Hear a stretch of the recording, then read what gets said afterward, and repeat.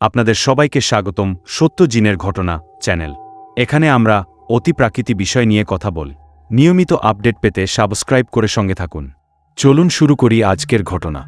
একবার এক গ্রামের এক নির্জন পাড়ায় বসবাস করতেন মকবুল হোসেন নামের এক ব্যক্তি। তিনি ছিলেন খুব পরিশ্রমী কৃষক। প্রতিদিনের মতো একদিন সন্ধ্যার পরে তিনি মাঠ থেকে বাড়ি ফিরছিলেন। তার বাড়ি ফেরার পথটি একটি বাগানের পাশ দিয়ে যায়, যেটি স্থানীয়ভাবে জিনপরি থাকার স্থান হিসেবে পরিচিত ছিল। সে রাত ছিল পূর্ণিমার রাত।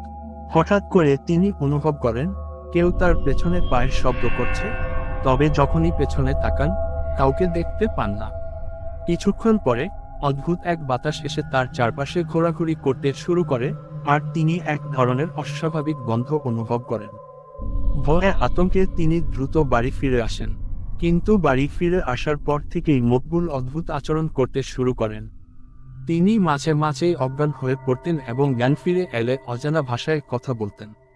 গ্রামের পঞ্চায়েতের সদস্যরা বুঝতে পারলেন তাকে হয়তো জিন আক্রমণ করেছে। তখন গ্রামের এক মাওলানা তার ওপর দোয়া পড়ে ঝাড়ফুঁক করেন। মাওলানা জানান জিনটি ছিল সেই বাগানের অধিবাসী, যেটি মকবুলের পথের পাশে ছিল। মকবুলের অসুস্থতা ধীরে ধীরে সেরে যায়, তবে তিনি আর কখনো সেই পথ দিয়ে একা হাঁটেননি। বাংলাদেশের গ্রামীণ এলাকায় অনেকে বিশ্বাস করেন যে জিনদের নির্দিষ্ট এলাকা থাকে, বন জঙ্গল, পরিত্যক্ত ঘর বা নির্জন স্থান। এসব স্থানে সন্ধ্যার পর একা যাওয়া বিপজ্জনক বলে মনে করা হয়। জিনের রাগান্বিত হলে তারা মানুষের ক্ষতি করতে পারে বলেও অনেকের ধারণা।